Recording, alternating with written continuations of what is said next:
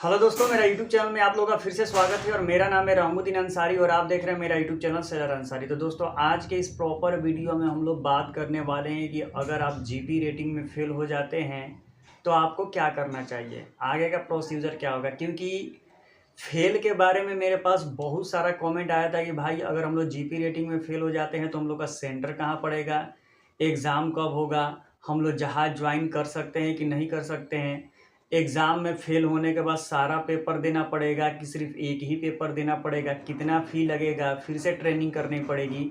ऐसा बहुत सारा कमेंट मेरे को आ रहा है बार-बार, तो मैंने सोचा कि एक वीडियो में बना देता हूँ, पूरा आपका कमेंट जितना है उस सब का एक कंक्लूज़न निकाल कर वीडियो में बना देता हूँ, ताकि आपको सारी चीज़ें समझ में आ जाए।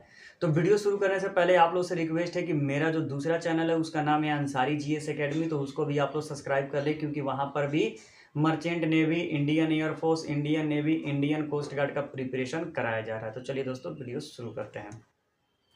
तो सबसे पहले हम लोग जान लेते हैं जीपी रेटिंग क्या है। तो जीपी रेटिंग के ऊपर मैंने बहुत सारी वीडियो बना दिया है। जीपी रेटिंग एक 6 मंथ का कोर्स होता है, रेसिडेंटियल कोर्स है। वहाँ पर आपको रहना, खाना, पीना सब उसी फ़ी में ही होता है। मैं जो आपका एवरेज कोर्स है का फ़ी है वो 2 लाख रुपये, 1,80,000, 2,40,000 इसी तरह पड़ता है, कॉलेज के ऊपर डिपेंड करता है। 6 महीने का आप कोर्स कंप्लीट करते हैं। कोर्स कंप्लीट करने के बाद 6 महीने के बाद आपका कॉलेज में ही एग्ज़ाम होता है। एग्ज़ाम होने के बाद अगर आप पास कर जाते हैं तो आप जहाज़ पर जा सकते हैं। अगर आप पास नहीं करते हैं तो फिर आप रिपीटर हो जाते हैं। 6 पेपर देना पड़ता है। सिलेबस 2 होता है, एक एमईके होता है, एक जीएसके होता है और 2 बुक का, एक बुक का 3 पेपर होता है, यानी ओरल होता है, प्रैक्टिकल होता है, ऑनलाइन होता है, फिर दूसरे बुक का भी ओरल होता है, प्रैक्टिकल होता है, ऑनलाइन होता है। तो 6 पेपर यानी 6 आपको एग्ज़ाम देने पड़ते हैं। 6 एग्ज़ाम में, सभी एग्ज़ाम में 60% मार्क्स लानी पड़ती है। अगर मान लीजिए कि किसी एक में अगर आपका 60% से कम नंबर आ गया तो आप उसी में फ़ेल होंगे और उसी का ही आपको एग्ज़ाम देना पड़ेगा। जैसे मान लीजिए कि अगर आप ऑनलाइन में फ़ेल हो जाते हैं तो ऑनलाइन में ही आपको, जिस ऑनलाइन में फ़ेल हैं सिर्फ उसी का ही आपको एग्ज़ाम देना पड़ता है। लेकिन अगर आप ओरल में फ़ेल हो जाते हैं या प्रैक्टिकल में फ़ेल हो जाते हैं या ओरल या प्रैक्टिकल दोनों में से किसी एक में फ़ेल होते हैं तो आपको दोनों का एग्ज़ाम देना पड़ता है, यानी ओरल प्रैक्टिकल अटैच होता है। तो ये मैंने आपको बता दिया। अब बहुत सारे लड़कों का क्वेश्चन ये था कि भाई हम एग्ज़ाम देते हैं, एग्ज़ाम में अगर फ़ेल हो जाते हैं तो कितने मंथ के बाद फिर एग्ज़ाम होगा। तो आपका यही 3-4, यानी आप देखिए, अब ये तो मैं नहीं बता सकता हूँ, लेकिन 3-4 महीने के बाद फिर आपका दोबारा एग्ज़ाम हो जाएगा, ठीक है। अब लड़के ये बोलेंगे कि भाई जो एग्ज़ाम होगा, जिस कॉलेज में हम पढ़ाई कर रहे हैं, क्या हमारा एग्ज़ाम उसी कॉलेज में होगा? तो नहीं, इसका 3 सेंटर पड़ता है, कोलकाता, मुंबई और चेन्नई। तो कोलकाता, मुंबई और चेन्नई में आपका कहीं भी सेंटर पड़ सकता है, किसी भी कॉलेज में पड़ सकता है, आपको उसी कॉलेज में जाकर एग्ज़ाम देना पड़ेगा। जैसे अब ये नहीं है कि आप जिस कॉलेज में पढ़ रहे हैं उसी में आपका सेंटर पड़ेगा। बस मुंबई आप डालिएगा तो मुंबई के किसी भी कॉलेज में आपका एग्ज़ाम होगा, कोलकाता डालिएगा तो कोलकाता के किसी भी कॉलेज में हो सकता है, चेन्नई डालिएगा तो चेन्नई के किसी भी कॉलेज में हो सकता है। होम सेंटर हो सकता है कि आपका ही कॉलेज में पड़ गया हो, लेकिन ऐसा नहीं है, माने कहीं भी पढ़ सकता है और आपके भी कॉलेज में पढ़ सकता है। अब एक क्वेश्चन और ये इसमें लड़के बोल रहे थे कि भाई मान लो कि हम लोगों ने कोलकाता से जीपी रेटिंग किया और हम लोगों ने फेल हो गया, तो हमारा जो रिपीटर का एग्ज़ाम है वो हम मुंबई से दे सकते हैं? हाँ, बिल्कुल दे सकते हैं, इसमें कोई दिक्कत नहीं है। मुंबई वाले कोलकाता में भी दे सकते हैं, कोई दिक्कत नहीं है। तो ये सारी चीज़ें मैंने आपको बता दी।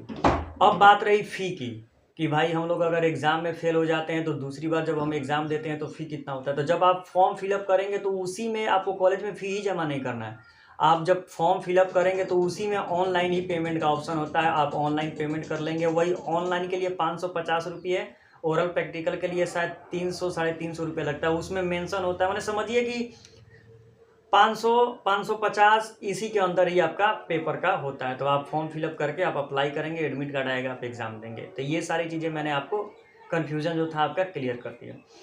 अब एक और इंटरेस्टिंग क्वेश्चन था, एक लड़के ने क्वेश्चन पूछा था और बार बार कमेंट किया था वो कि भाई मान लीजिए कि हम जीपी रेटिंग एग्ज़ाम में फेल हो जाते हैं तो क्या हम जहाज़ पर जा सकते हैं कि नहीं। तो देखिए, कहने का मतलब है कि जब आप जीपी रेटिंग कोर्स करते हैं तो जीपी रेटिंग कोर्स का आपके पास सर्टिफिकेट होना ज़रूरी है। अगर आप सर्टिफिकेट करते हैं तब आप जहाज़ पर जा सकते हैं, ठीक है। माने आप उस रैंक के लायक जा सकते हैं। जैसे जीपी रेटिंग का सर्टिफिकेट लेकर आप जहाज़ पर जाएंगे तो आप ही को बेनिफिट मिलेगा। लेकिन अगर आप मान लीजिए कि जीपी रेटिंग में फेल हो जाते हैं तो फेल होने के बाद भी सभी लड़कों को STCW एग्ज़ाम जो उसी बीच में कराया जाता है, उसी फ़ी में कराया जाता है। और जब जिस 6 महीने आप कोर्स करते हैं, 6 महीने के अंदर ही आपको STCW एक कोर्स कराया जाता है, तो वो कोर्स का सर्टिफिकेट आपको मिल जाता है, आपकी CDC भी आपको मिल जाती है। तो अगर आपको जहाज़ ज्वाइन करना है तो STCW बेस के ऊपर आप जहाज़ ज्वाइन कर सकते हैं, ठीक है। अब देखिए, ये मैं अब इसमें भी बहुत सारा कमेंट आता है कि भाई STCW को तो जॉब मिलेगा ही नहीं। तो देखिए, मैं आपके कहने का मतलब था कि मैं जहाज ज्वाइन कर सकता हूं कि नहीं। तो मैंने बोला कि अगर आप जीपी रेटिंग में फेल हो जाते हैं तो STCW सर्टिफिकेट और इंडियन CDC के बेस पर आप जहाज ज्वाइन कर सकते हैं। अब जॉब मिले कि नहीं मिले वो आपकी प्रॉब्लम है कि आप जॉब कहाँ से लेंगे, कैसे लेंगे, ठीक है। जहाज ज्वाइन कर सकते हैं। लेकिन अगर कोई लड़का मेरे से पूछता है कि भाई अगर हम जीपी रेटिंग कर रहे हैं, अगर हम फेल हो जाते हैं तो क्या हम लोग को जहाज़ पर जाना चाहिए कि नहीं।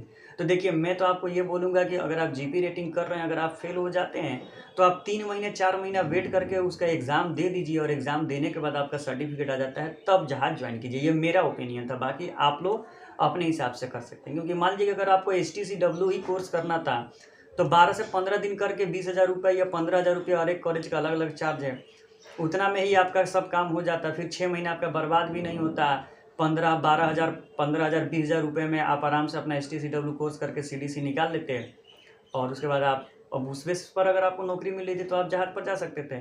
लेकिन अगर आप जीपी रेटिंग कोर्स कर रहे हैं, 6 महीने टाइम दे रहे हैं और 2 लाख रुपये लगा रहे हैं, और 2 लाख रुपये लगा के फिर 20,000 रुपये का सर्टिफिकेट लेके जाएंगे तो क्या फ़ायदा होगा, आप ही बताइए। इसका मतलब ये हुआ कि आप थोड़ा वेट कर लें, और वेट करने के बाद एग्ज़ाम दे दें, पास होने के बाद ही जहाज़ ज्वाइन करें। लेकिन अब डिसीजन मैंने दोनों पक्ष रख दिया, डिसीजन आपको लेना है कि आपको जहाज़ कैसे ज्वाइन करना। एक लड़के का और कमेंट था कि भाई जीपी रेटिंग करने के बाद क्या 100% जॉब मिलेगी कि नहीं। जॉब की कोई गारंटी नहीं है। आप कोर्स करेंगे, आप कंपनी में इंटरव्यू देंगे, आप ट्राई करेंगे, अगर आपको कंपनी आपके इंटरव्यू से सेटिस्फाइड होती है तो आपको जॉब देगी, अगर नहीं होती है तो आप समझिए आपको जॉब कैसे लेना है। बहुत लड़के बोल रहे हैं कि भाई एजेंट के थ्रू जा सकते हैं, तो वो आपकी समस्या है। आप किसी के भी थ्रू जाइए, एजेंट के थ्रू जाइए या कहीं भी जाइए, वो आपकी समस्या है कि आपको जॉब कैसे लेना है। एजेंट के थ्रू लेना है कि इंटरव्यू निकाल कर लेना है, कि मुंबई में कंपनी टू कंपनी विजिट करना है, या कैसे करना है, वो आपकी समस्या है, ठीक है। लेकिन लड़के जो बोल रहे हैं कि भाई 100% जॉब मिलेगा कि नहीं, तो 100% जॉब की तो गारंटी नहीं है। बस एक ही कॉलेज है जिनका नाम है the great eastern maritime study, जो आपका मुंबई में है। वहाँ से अगर आप कोर्स करते हैं तो 100% जॉब की गारंटी है। बस वही एक कॉलेज है, बाकी दूसरा कॉलेज में अपना अपना टर्म एंड कंडीशन है। आप कॉलेज में कॉल करके पूछ सकते हैं कि जॉब की क्या सिचुएशन है, वो आपको बता देंगे। तो दोस्तों, एवरीथिंग मैंने आपको पूरा इस वीडियो में बता दिया। अगर इस वीडियो में कोई भी मेरे से मिस्टेक हुआ हो तो प्लीज़ डिस्क्रिप्शन में व्हाट्सएप नंबर है, इंस्टाग्राम ID है, या कमेंट बॉक्स है, वहाँ पर आप कमेंट करें, मैं इसे सुधारने की कोशिश करूँगा। और आपको किसी भी टॉपिक पर वीडियो चाहिए तो आप उससे रिक्वेस्ट है कि कमेंट करें, मैं उस पर वीडियो बनाने की कोशिश करूँगा। तो thank you everyone for watching this video. और दोस्तों, मेरा जो दूसरा चैनल है उसका नाम है अंसारी GS एकेडमी। तो आप लोगों से रिक्वेस्ट है कि प्लीज़ उस चैनल को सब्सक्राइब कर दें, क्योंकि वहाँ पर भी आपको एंट्रेंस एग्ज़ाम का प्रिपरेशन कराया जाए।